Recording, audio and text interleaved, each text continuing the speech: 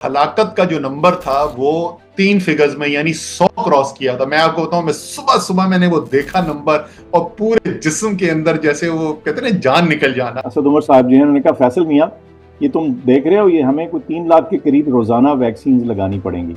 तो मैंने कहा कि 3 लाख तो छोड़ें, हमने एडल्ट में कभी एक नहीं लगाई। 2 या 3 सेंटर से सिर्फ दुनिया के अंदर जहां पे ये वैक्सीन प्रोड्यूस हो रही थी, उसमें से एक इंडिया था। हमारा रीजन जो है वो इंडिया से आना था सप्लाई। तो वहां की हुकूमत ने फैसला ये किया कि जनाब हमारे तो अपने लोगों को हमने पहले देनी, हमने देनी नहीं। हमारे पे बहुत प्रेशर था कि मस्जिद बंद कर। अच्छा, हमने कहा यार ये मस्जिद तो नहीं बंद करनी, ये काम हमने नहीं करना। This was one of the easier sectors to implement. They listened to us.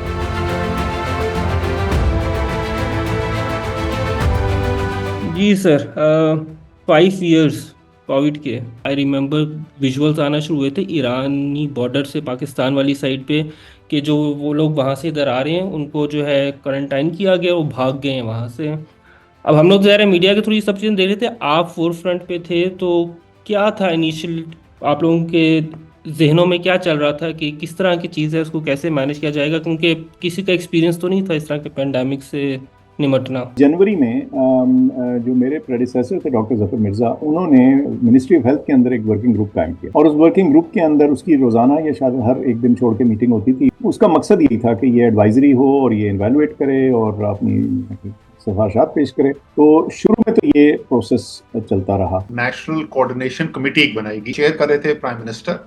उसके अंदर प्रोविंशियल चीफ मिनिस्टर जितने थे वो सब शामिल थे, उसके अंदर आर्मी चीफ और डीजीआई शामिल थे, उसके अंदर की जो फेडरल मिनिस्टर्स हैं वो शामिल किए गए थे। तो ये एनसीसी जो है वो पहले फॉर्म कर ली गई थी और एक थिंकिंग प्रोसेस शुरू हुआ था। और उसके चंद दिन के बाद ही 18 तारीख को पहली फैटेलिटी हो गई। जब फैटेलिटी हुई तो उससे जरा से टेंशन बढ़नी शुरू हुई, जाहिर है स्ट्रेस पड़ना शुरू हुआ सिस्टम के अंदर। तो वो अभी डिबेट होते होते फिर काइंड ऑफ एड हॉक एकदम से मेजर लिए गए। 22 मार्च को लॉकडाउन कर दिए गए। एनसीसी तो पहले बन चुकी थी, लेकिन ये रियलाइजेशन आई कि यार ये तो जिस किस्म का चैलेंज अब है, क्योंकि पूरे मुल्क के हर खित्ते ने इससे इफेक्ट होना है, 25 करोड़ के 25 करोड़ अवाम ने पोटेंशियली इससे इफेक्ट होना है, हर इंडस्ट्री, हर मिनिस्ट्री, हर प्रोविंस ने इफेक्ट होना है। तो कोई ना कोई एक फोरम बनाना पड़ेगा जो मुस्तकिल बुनियाद के ऊपर ये काम कर सके, और ये सिर्फ बड़ी लीडरशिप जो है वो मिला करेगी कभी कभी उससे, और कोई पॉलिसी स्टेटमेंट देगी उससे काम नहीं चलेगा। तो 27 मार्च को एनसीओसी का वजूद अमल में आया और फिर वहां से तफसीली काम होना शुरू। आई रिमेंबर कि आवाम की तरफ से प्रेशर बहुत आता था, लेकिन स्टिल आप लोगों ने डिसीजन लिया था कि नहीं, हम लोग अक्रॉस द बोर्ड जो है वो across the country same lockdown नहीं लगाएंगे। मुश्किल डिसीजन था ये।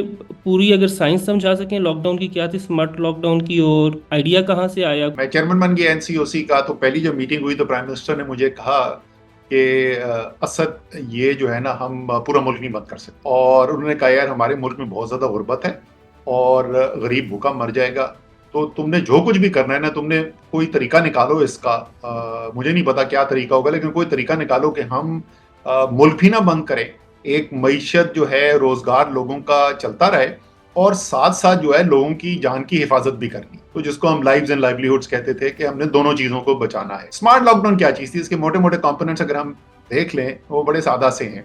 पहला हिस्सा तो इसका ये है कि इस प्रोग्राम को, जो कोरियन प्रोग्राम था उसको कहते थे, वो स्मार्ट लॉकडाउन नहीं कोरियन तो उसको कहते थे, वो उसको कहते थे TTQ, tracking tracing and quarantine. Tracking tracing quarantine क्या है, सादा अल्फाज के अंदर ये है कि आपने ट्रैक करना है जिसको इन्फेक्शन हो गई है, कोविड जिसको हो गया, तो आपने पता करना है कि किसको कोविड हो गया। उसके लिए पहली लवाजमात में सबसे पहली चीज क्या आ गई, आपके पास टेस्टिंग कैपेसिटी होनी चाहिए, आपके पास लेबोरेटरीज होनी चाहिए जो बता सके बंदे को कोविड हुआ है कि नहीं हुआ। दूसरा जो है वो ट्रैकिंग करनी है। जो सेलफोन टावर्स होते हैं, उन सेलफोन टावर से आपने उस बंदे की, खातून या मर्द जो कोई भी है जिसमें इन्फेक्शन पाई गई, आपने उसका डेटा से चेक किया कि इसने ट्रैवल कहाँ किया है, ये किधर किधर एक्सपोज हुआ हुआ है। सो उसके जरिए आपने ट्रैक करने की कोशिश की उन मजीद लोगों को जो उस डिजीज से एक्सपोज हो चुके थे, ठीक है ना। और तीसरा वाला पार्ट जो था वो था इसका क्वारंटीन का हिस्सा, कि जब जिसका कंफर्म हो गया कि भाई इसको हो गई है, तो वो जितने दिन की होती थी डिजीज, कुछ लोग ज्यादा कहते थे, फैसल सुल्तान तो कहते थे कि 10-12 दिन के बाद जो है टेस्ट भी दोबारा करने की जरूरत नहीं है, उसकी शेल्फ लाइफ ही इतनी है, वो खत्म हो चुका है, वो डिजीज आगे नहीं रिमिट करेगा। एक तो वो लाइफ और लाइवलीहुड का मामला था ना, एक दूसरी आर्ग्यूमेंट भी थी इस चीज को नुआंस करने की, जैसे असद साहब ने बताया ना कि आपने उसको टारगेट करना था। उसका मकसद ये था कि जहां मैं हमेशा मिसाल ये देता था कि अगर बहुत सारे बड़े हॉल में आग लगी हो तो सारे हॉल में आपने पानी नहीं मारना, आपने वहां मारना है जहां आग लगी हो, या उस कमरे को पानी डालना है जहां आग लगी हो। स्प्रिंकलर सिस्टम्स भी कुछ इस तरह ही फोकस्ड और टारगेटेड काम करते हैं।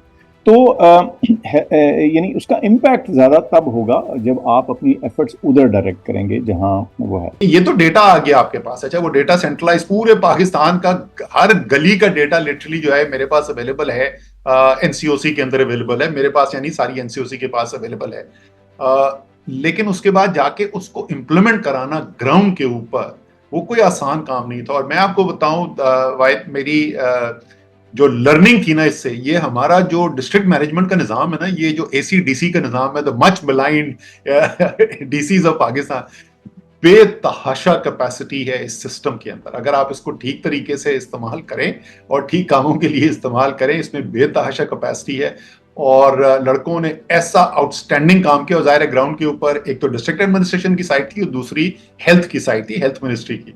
तो मैं अगर सिर्फ इस्लामाबाद की आपको मिसाल दे दूं, तो डीएचओ हमारा ज़हीम डिड एन आउटस्टैंडिंग जॉब, और हमारे डीसी का क्या नाम था यार, हमजा शफकात जो है, these boys did a fantastic job। Judiciary के अंदर एक और पाकिस्तान का जो बहुत आपको लोग बताएंगे जी, वो हुकूमत वाले बड़े कंप्लेन करते हैं कि जुडिशरी से सपोर्ट नहीं मिलती। वो एक कोई बिजनेस, अमूमी तौर पे बिजनेस ने पूरा कोऑपरेट किया, मुकम्मल तौर पे चेंबर्स वाला ने सपोर्ट किया, कोऑपरेट किया। एक कोई बिजनेसमैन जो है वो कोई एक चले गए कोर्ट के अंदर, उन्होंने जाके चैलेंज कर दिया।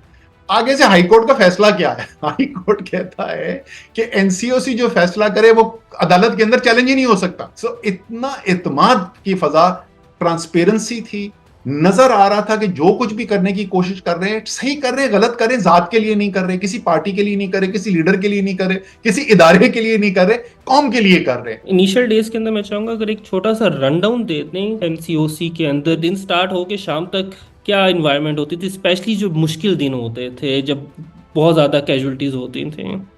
दो जगह से मेरे पास डेटा आता था सुबह के वक्त। तो मैं जब सेलफोन खोलता हूँ ना, तो मैं सेलफोन खोल के सबसे पहले वो डेटा देखता। लेकिन जिस दिन मैंने फोन खोला पहली दफा, और हलाकत का जो नंबर था वो 3 फिगर्स में, यानी 100 क्रॉस किया था। मैं आपको बताऊं, मैं सुबह सुबह मैंने वो देखा नंबर, और पूरे जिस्म के अंदर जैसे वो कहते हैं जान निकल जाना। यार ये किसी का बाप था, किसी की माँ थी, किसी की बेटी थी, बेटा था, भाई था जो चला गया। सो वो दिन मुझे कभी भी नहीं भूलता। वो सुबह जिस दिन वो पहली दफा मैंने डेटा देखा, 10 बजे हमारी मीटिंग स्टार्ट होती थी। मीटिंग में होता क्या था, सारा अपने डेटा फॉर्मेट डिजाइन किया हुआ था और वो इवॉल्व होता रहा। मैं होता था लेफ्टिनेंट जनरल हमूद, जो नेशनल कोऑर्डिनेटर थे, जो मिलिट्री कंटिंजेंट जो है एनसीओसी का, जो फुल टाइम एनसीओसी का कंटिंजेंट था, वो था मिलिट्री कंटिंजेंट, राइट। उसके अलावा कुछ हेल्थ मिनिस्ट्री के लोग थे जो फुल टाइम काम कर रहे थे इसके अंदर। उसकी बुनियाद के ऊपर डिसीजन मेकिंग होती थी। सारी इनपुट के बाद जब डिसीजन सिविलियन लीडरशिप का होता था, कोई क्वेश्चन नहीं था कि उसके ऊपर इम्प्लीमेंटेशन ना हो। इस सारी पेंडेमिक में एक दफा शुरू में ना, जब ये मीटिंग हो रही थी, पहली दफा प्राइम मिनिस्टर आए, फिर उन्होंने प्रेजाइड किया, फिर एक दफा मुझे याद है जनरल बाजवा, एक दिन वो कहने लगे कि ये और क्या चीज़ हमें चाहिए। हमने गिन लिया सारी चीज़ें, तो मैंने हंस के कहा एक चीज़ बड़ी अहम होगी, वो ये है अवेलेबिलिटी ऑफ इंफॉर्मेशन। और वो एक्यूरेट इंफॉर्मेशन 5000 इदारों से हासिल करना इन रियल टाइम, याद रखिए इन रियल टाइम। वो एक तकरीबन नामुमकिन सा अमल था, और लेकिन वो मुमकिन हुआ। One of the things was कि एक कमरे में बैठ के हमें ये सारी चीज़ मुहैया थी। फिर हम लोग तो फैसले करके चले जाते थे, हम अपने दफ्तरों में, चल बिकॉज हमारी तो फुल टाइम और भी नौकरी है ना। ये जो एनसीओसी का मिलिट्री कंटिंजेंट था ना, ये फिर फॉलो अप करता था प्रोविंसेस के साथ, मिनिस्ट्रीज के साथ, डिस्ट्रिक्ट्स के साथ, उनकी हैंड होल्डिंग करना, वहां से डेटा कलेक्ट करना। सर, आप दोनों की बातों से एक चीज़ तो बहुत क्लियर हो गई है कि मेरे ख्याल से एटॉमिक जो हमने ताकत हासिल की थी, उसके बाद दूसरी दफ़ा तमाम इदारे जो एक पेज पर आए हैं वो शायद कोविड के टाइम पे आए हैं। उसके अलावा तो पाकिस्तान की तारीख में दोनों सिविल और मिलिट्री रिलेशनशिप को ज़्यादा अच्छे एक वक्त में नहीं रहे। सो आई एम श्योर कि उनकी पास जो कैपेसिटी है वो आप लोगों को ना मिलती तो पॉसिबल नहीं होना था जो अचीव कर पाए। हम स्मार्ट लॉकडाउन की बात हो गई, ये तो वो चीज़ें थी जो कि प्रीएम्प्टिव मेजर्स थे। फिर एक था जो एक्चुअल ग्राउंड पे हो रहा था, जो लोग बीमार हो चुके थे। सो डॉक्टर साहब, अगर आप बता सकें कि कैपेसिटी कैसे बिल्ड की आपने हॉस्पिटल्स की, क्वारंटाइन सेंटर्स जो बनाए। मुझे याद है कि वो हर रोज़ जो है से उनकी कैपेसिटी वो नंबर बढ़ता जाता था। एक दिन बड़ी बहस हो रही थी कि हमने ऑक्सीजन बेड्स बढ़ाने हैं, कितने चाहिए। अच्छा, हम वो हमेशा कैलकुलेट करते थे डेटा से कि भाई कितने केसेस होंगे, जब इतने केसेस होंगे उनमें से कितने फीसद हाई फ्लो ऑक्सीजन पे होंगे, कितने वेंटिलेटर पे होंगे, कितने लो फ्लो पे होंगे, उससे टोटल ऑक्सीजन की मिकदार कितनी हमें दरकार होगी वगैरह। जब तक मीटिंग खत्म हुई 2-2.5 घंटे बाद, तो हम गाड़ी में बैठे तो उन्होंने कहा, तानिया मुझे कहती हैं आपकी मीटिंग सेट कर दी है ऑक्सीजन के सीईओ से। पता चला कि उन्होंने कहा जी हाँ, कैपेसिटी हमारी खासी है, लेकिन चूंकि इंडस्ट्री आजकल बंद है या बहुत सारी शटडाउन हुई हुई थी, इसलिए बहुत सी डाइवर्शन हुई हुई है। तो अगर ये डाइवर्शन ना हुई तो आपको ऑक्सीजन की कमी का एहसास होना शुरू हो चुका होता। ये था फर्स्ट वेव, जून के लगभग की बात है। अगली ही सुबह कमरे के अंदर और ऑनलाइन सारी जो की डिसीजन मेकर्स थे वो मौजूद थे, क्योंकि जब हमने उनके साथ ऑनलाइन मीटिंग की तो उन्होंने कहा जी कि ये चीज़ें करें तो कैपेसिटी बढ़ सकती है। किसी का प्लांट की कोई गैस सप्लाई का मसला था, किसी की बिजली का, किसी की कोई सड़क का मसला था, किसी की कोई FBR के मामला थे। हमारी कैपेसिटी तकरीबन 500 मीट्रिक टन से ज़रा कम थी, ठीक है, और विद इन अबाउट 7 वीक्स ये 700 पे चली गई। सिर्फ वो चीज़ें अनलॉक की गई। इसमें प्रोविंसेस की cooperation was absolutely essential. Eid से पहले शॉपिंग मॉल जो हैं वो खोल रहे हैं। सिंध में चीफ मिनिस्टर के ऊपर, मुराद अली शाह के ऊपर भी प्रेशर आ रहा है, उस्मान बुज़दार के ऊपर भी प्रेशर आ रहा है। एंड मेरे पास फोन कॉल आती है मुराद अली शाह की, और मुराद अली शाह कहता है कि असद, अगर हमने कोई इंडिविजुअल फैसला किया ना, मैंने अलग किया, पंजाब ने अलग किया, वो एक बहुत ज्यादा प्रेशर पड़ जाएगा। तो यार प्लीज तुम लोग सेंटर से फैसला करो ताकि सब इक्वली अप्लाई करें, सब ये कह सकें कि यार ये तो मिलके पूरे मुल्क ने फैसला किया है। इट्स एन एग्जांपल ऑफ कितने क्लोजली हम वर्क करते थे। हमारा माशरा बड़ा वो मजहबी तौर पर चार्ज माशरा होता है, तो उनको कंट्रोल करना, कंसीडरिंग, मुझे कि याद है कि मसाजिद के अंदर शुरू में जाना से मना किया गया था, फिर वो गैप रख के बात हुई थी, एक ख़ास एज के लोग नहीं जा सकते थे। दिन मुहर्रम में ज़ाहिर है वो एक जज्बात होते हैं, एक ख़ास मकतबा फ़िक्र के, उनके साथ बात करना, तो ये सब आई एम श्योर कि आप लोगों ने डायलॉग्स किए होंगे, इनके मजहबी जो भी एल्डर्स हैं उनसे बात की होगी। वो वाली साइड, अगर जो मजहबी साइड है इस पूरे पेंडेमिक की, उसके ऊपर ज़रा बात कर सकें। हमारे पे बहुत प्रेशर था कि मस्जिदें बंद करो। अच्छा, हमने कहा यार ये मस्जिद तो नहीं बंद करनी, ये काम हमने नहीं करना। तो जिस तरीके से हम कह रहे हैं बाकी मुल्क चलेगा, जिस तरीके से हम कह रहे हैं रोजगार के लिए मुल्क चलता रहेगा, इसी तरीके से इबादत के लिए भी मुल्क चलाना है। लेकिन चलाना जो है वो एक प्रोटोकॉल के तहत चलाना है। प्रेसिडेंट ऑफ पाकिस्तान ने मीटिंग कॉल की, उलमा को साथ बिठाया और उलमा की मुशावरत से एक पूरा एलामिया बनाया। तो जब उस फोरम पे हम बैठे तो मैं हैरान हो गया कि बेशतर क्या, मैं समझता हूँ almost everyone was listening to us. वो हमसे मशवरा भी कर रहे थे, पूछ भी रहे थे, अपनी इनपुट भी दे रहे थे। उनको ऑन बोर्ड लेके जब चले, यकीन करें this was one of the easier sectors to implement. They listen to us. और वो उन्होंने कहा ना, हम तो, हमारे पास तो उसकी ग्राउंड ट्रूथिंग थी, हम कैमराज और दीगर जरिए से सर्वेज करते थे, और उसमें हमें लगा कि अमेजिंग कोऑपरेशन और कंप्लायंस थी। सबसे बेहतर जिन एरियाज में कंप्लायंस होनी थी उनमें से एक मसाजिद थे। तो लोगों को कॉन्फिडेंस में लेकर जो काम किया जाता है, अब ये आप काला वीगो डाला अगर आप भेज के हर मस्जिद के बाहर खड़ा कर देना कि मैं तो चुक लूंगा अगर तुमने सोशल डिस्टेंसिंग नहीं की, तो आप ये काम नहीं कर सकते। जो इनिशियल सारे डिसीजंस थे रिगार्डिंग लॉकडाउन, और जो भी आप लोगों ने कैपेसिटी बिल्डिंग की और जिस तरीके से पूरे उसको कंटेन किया वायरस को, इंटरनेशनल रिएक्शन क्या था? लैरी समर्स साहब हैं एक, वो चीफ इकोनॉमिस्ट रह चुके हैं वर्ल्ड बैंक के, हार्वर्ड यूनिवर्सिटी प्रेस्टिजियस उसके वो सदर रह चुके हैं, और अमेरिका के वजीर खजाना रह चुके हैं बिल क्लिंटन के साथ। लैरी समर्स ने कहा कि जिस तरीके से पाकिस्तान ने कोविड की हैंडलिंग की है, अगर अमेरिका ऐसे ही हैंडलिंग कर लेता तो अमेरिका 10 खरब डॉलर बचा सकता था। एक स्टेज पे आपको याद होगा कि बरतानिया ने एक रेड लिस्ट छाप दी, जिसमें हम थे, जिसमें हमारे यहाँ से ट्रैवल नहीं हो सकता था उनके यहाँ, क्योंकि हमारे जो नंबर्स थे उन पे शायद कुछ लोग उस पर शक या ओस डालते थे। तो फिर आखिरकार हमने कहा चले हम अपने प्रोफेशनल्स को हमारे सामने करें, हम उनसे बात करते हैं। उसमें आमना सामना हुआ, हमारी तरफ से हम दो लोग थे या 3 लोग थे, और उनके 7-8 लोग थे।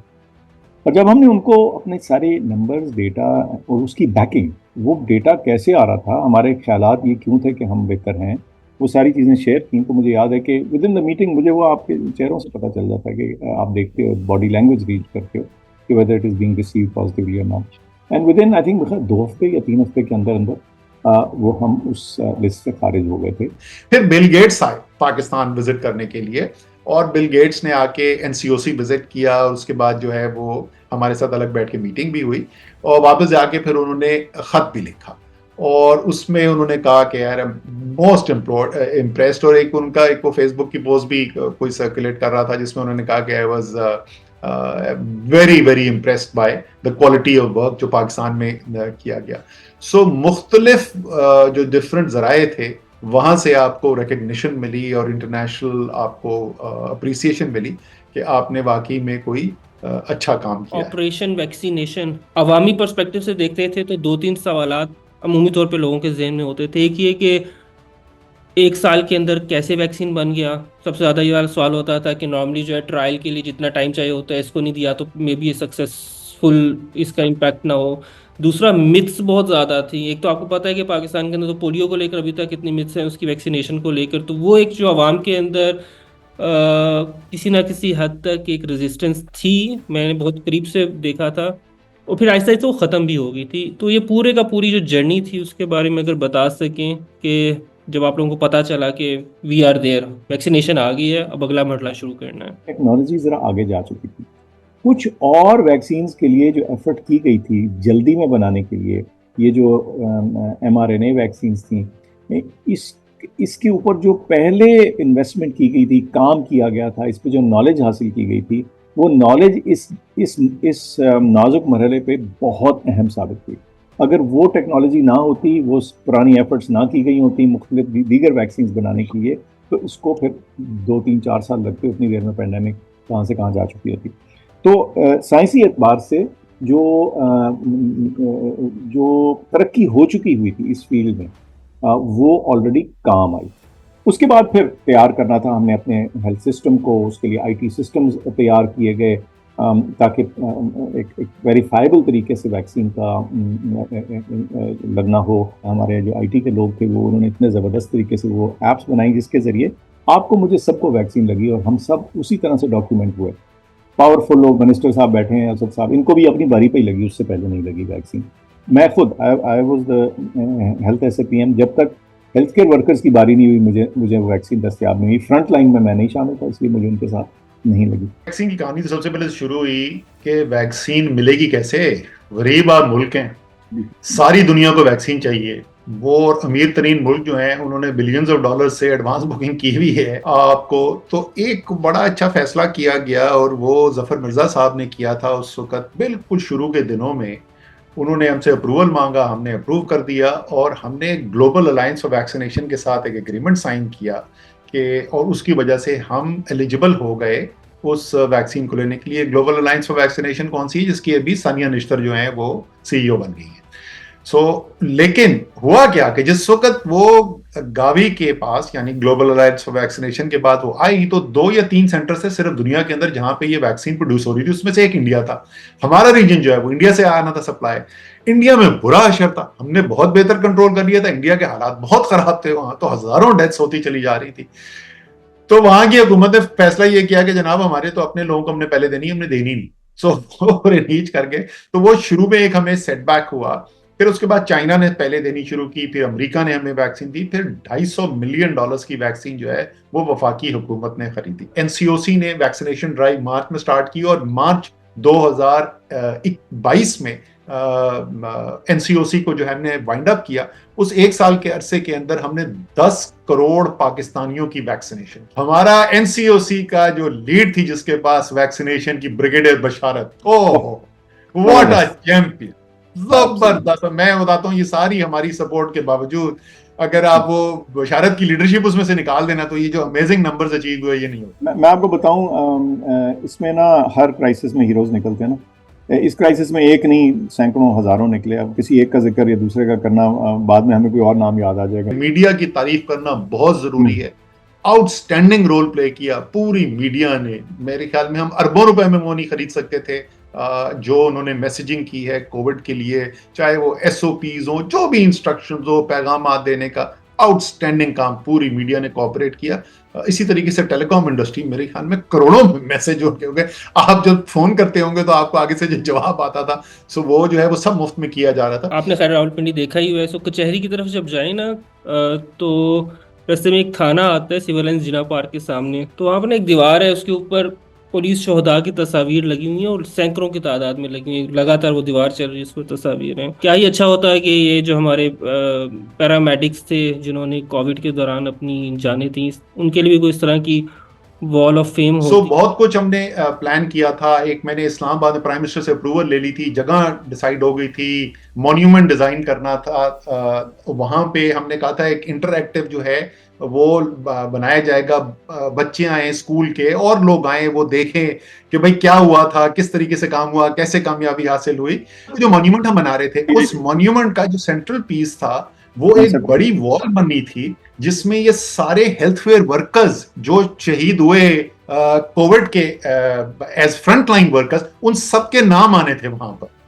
सो बिल्कुल एग्जैक्टली यही चीज हमने सोचा था। अब अभी वो प्रोजेक्ट रुक चुका है, हो रहा है पता वो कख नहीं हुआ उसका, इट्स बीन एक तरफ तो एक मोटिवेशन बहुत आती है, आप लोग जब बात करते हैं किस तरीके से एक नियर टू इम्पॉसिबल चीज अचीव की, और साथ में it's such sad state of affairs के हमारी कौम को क्यों एक ट्रेजिडी ही मुत्तहिद कर सकती है। एक सानिया होगा, एक हादसा होगा तो मुत्तहिद होंगे हम।